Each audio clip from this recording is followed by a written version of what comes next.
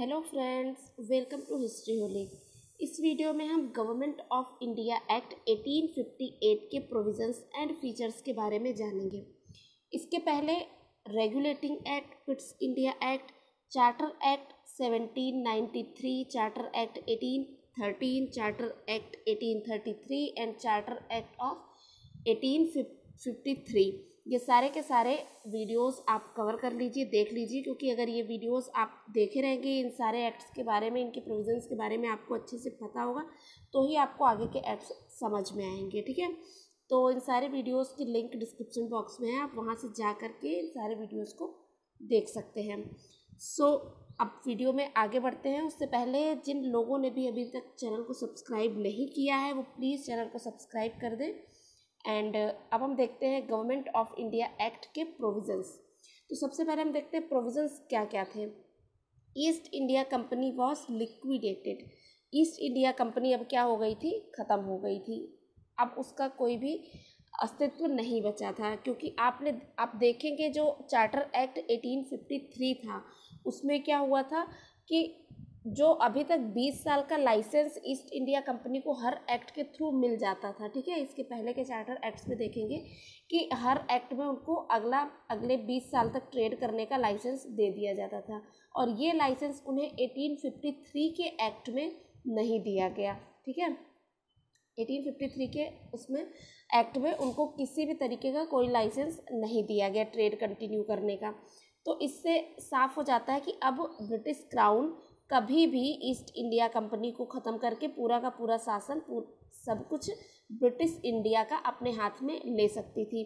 और ये काम हुआ कब, 1857 के रिवोल्ट के बाद। 1857 का रिवोल्ट जब हुआ इंडिया में, उसके बाद ब्रिटिश क्राउन ने तुरंत ही ईस्ट इंडिया कंपनी जो थी उसका जितना भी पावर, उसका जितना भी जो कुछ भी था, उन सबको ट्रेड को ख़त्म करके पूरे के पूरे ब्रिटिश इंडिया को अपने हाथ में ले लिए। यानी कि अब जो भी रूल रेगुलेशन पूरी तरीके से, पहले भी जो एक्ट्स आते थे उसके थ्रू ब्रिटिश क्राउन का हस्तक्षेप होता था इन ब्रिटिश इंडिया में, लेकिन अब ईस्ट इंडिया कंपनी को पूरी तरीके से ख़त्म कर दिया गया और अब ब्रिटिश इंडिया पे पूरी तरीके से ब्रिटिश क्राउन का हक हो गया, या अब ब्रिटिश इंडिया पूरी तरीके से ब्रिटिश क्राउन की रिस्पॉन्सिबिलिटी बन गया था। Indian territories of Britain were to be governed in the name of British queen empress of India. ठीक है, जो भी इंडियन टेरिटरीज थी ब्रिटेन की, यानी कि ब्रिटिश इंडिया, ठीक है, जो भी ब्रिटिश इंडिया था वो जो गवर्न किया जा रहा था वो ब्रिटिश क्वीन के नाम से, और ब्रिटिश क्वीन को क्या बोला जाता था, इम्प्रेस ऑफ इंडिया, यानी कि इंडिया की महारानी थी वो, भारत की भी महारानी अब बन चुकी थी जो ब्रिटिश क्वीन थी उस समय। The court of directors and the board of control were scrapped. जो court of directors and board of controls आप देखेंगे पिट्स इंडिया एक्ट के द्वारा बनाए गए थे, वो सब के सब अब डिसॉल्व कर दिए गए थे, ख़त्म कर दिए गए थे। The powers of the companies court of director were wasted with the secretary of state for India. जो कोर्ट ऑफ डायरेक्टर्स के पावर होते थे, ठीक है, कोर्ट ऑफ डायरेक्टर जो होता था और उसके जो पावर होते थे, court of director, board of control, दोनों को ख़त्म कर दिया गया था। तो जो कोर्ट ऑफ डायरेक्टर था उसका पावर और उसका जो है जो भी रिस्पॉन्सिबिलिटी थी वो अब secretary of state for India को दे दी गई थी। ठीक है, सेक्रेटरी ऑफ स्टेट जो कि ब्रिटेन में होता था, ब्रिटिश पार्लियामेंट में, और उसकी रिस्पॉन्सिबिलिटी होती थी इंडिया के लिए, जो कि पहले कोर्ट ऑफ डायरेक्टर्स की होती थी। ठीक है, उसको क्या बोला जाता था, secretary of state for India. This secretary of state was to be a British MP and a member of the Prime Minister's cabinet. He was to be assisted by a council of 15 members. जो secretary of state होता था ये British जो है member of parliament का एक सदस्य होता था, और एक मेंबर होता था जो प्राइम मिनिस्टर की कैबिनेट होती थी। ठीक है, कैबिनेट यानी कि जो इम्पोर्टेंट मिनिस्टर्स होते थे, कुछ 10-15 मिनिस्टर्स का कैबिनेट होता है। ठीक है, तो उसका क्या होता था, मेंबर होता था सेक्रेटरी ऑफ स्टेट, क्योंकि ब्रिटिश क्राउन के लिए ब्रिटिश इंडिया एक बहुत ही इम्पॉर्टेंट कॉलोनी थी, यहाँ से उनकी बहुत ज़्यादा इनकम, बहुत ज़्यादा ट्रेड, उनको बहुत ज़्यादा प्रॉफिट होता था। ठीक है, तो यहाँ पे का जो सेक्रेटरी ऑफ स्टेट होता था वो एक ब्रिटिश मेंबर होता, ब्रिटिश पार्लियामेंट का मेंबर होता था, एंड वो प्राइम मिनिस्टर के कैबिनेट का एक इम्पॉर्टेंट मेंबर भी होता था। और जो सेक्रेटरी ऑफ स्टेट थी उसकी काउंसिल में 15 मेंबर्स होते थे कुल मिला के, ठीक है।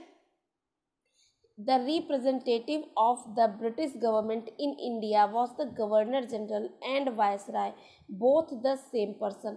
यानी कि जो अब जो ब्रिटिश गवर्नमेंट को इंडिया में रिप्रेजेंट करेगा, आप देखेंगे 1833 के चार्टर एक्ट से जो गवर्नर जनरल ऑफ बंगाल था उसको गवर्नर जनरल ऑफ इंडिया घोषित कर दिया गया था, ठीक है। यानी कि अब पूरे के पूरे इंडिया, जो पूरा ब्रिटिश इंडिया था उसका गवर्नर जनरल होता था, जो कि पहले कौन थे, लॉर्ड विलियम बेंटिक। और अब क्या हो गया था, गवर्नर जनरल को वायसराय बना दिया गया था। यानी कि अब एक वायसराय होता था इंडिया में, ठीक है, जो कि ब्रिटिश गवर्नमेंट का रिप्रेजेंटेटिव होता था। उसको गवर्नर जनरल ऑफ इंडिया भी बोला जाता था एंड वायसराय भी बोला जाता था, ठीक है। दोनों ही सेम पर्सन थे।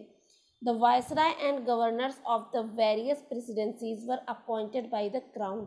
जो वायसराय होता था यानी कि गवर्नर जनरल ऑफ इंडिया यानी कि वायसराय, ठीक है।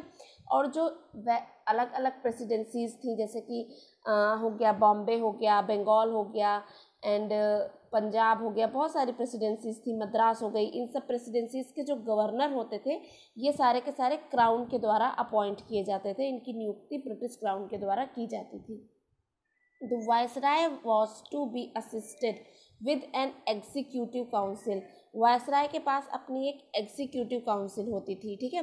एग्जीक्यूटिव यानी कि जो भी रूल रेगुलेशन नियम्स बनते थे उसको एग्जीक्यूट करने की, उसको लागू करने की अपनी एक काउंसिल होती थी। This act made India a direct British colony. और इस एक्ट के थ्रू अब ब्रिटिश इंडिया जो भी था, या इंडिया बोलिए या उसको ब्रिटिश इंडिया उस टाइम पे बोला जाता था, वो अब डायरेक्टली ब्रिटिश कॉलोनी बन चुकी थी। यानी कि अब इंडिया पे पूरी तरीके से ब्रिटिश क्राउन का आप बोल सकते हैं कि पूरी तरीके से उनका जो है उनके कब्जे में बोलिए या कुछ भी, अब उनके अंडर आ चुका था ब्रिटिश इंडिया पूरी तरीके से।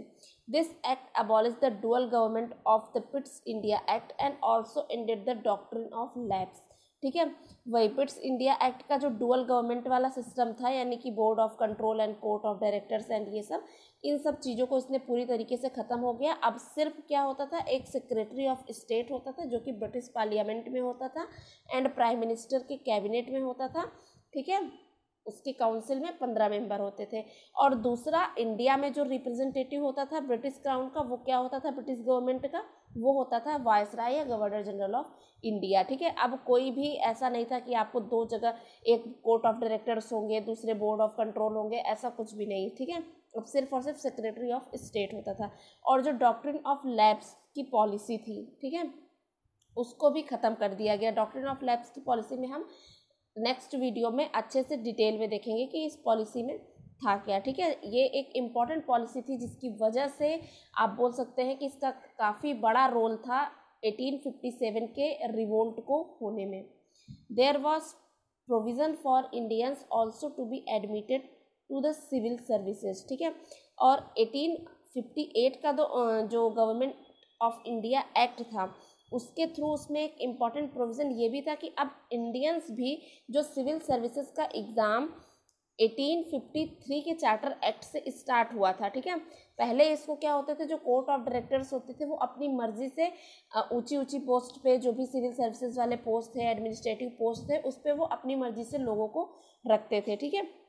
लेकिन 1853 के चार्टर एक्ट से क्या हुआ था कि इस पोस्ट को, ठीक है, सिविल सर्विसेज के पोस्ट को अब कॉम्पिटिटिव एग्जाम्स में चेंज कर दिया गया था। यानी कि अब ओपन एग्ज़ाम होता था जिसके थ्रू इन पोस्ट पे, और जो लोग भी एलिजिबल होंगे, जो लोग भी उस एग्ज़ाम को क्वालिफाई करेंगे, वो इस पोस्ट पे आएंगे, ठीक है।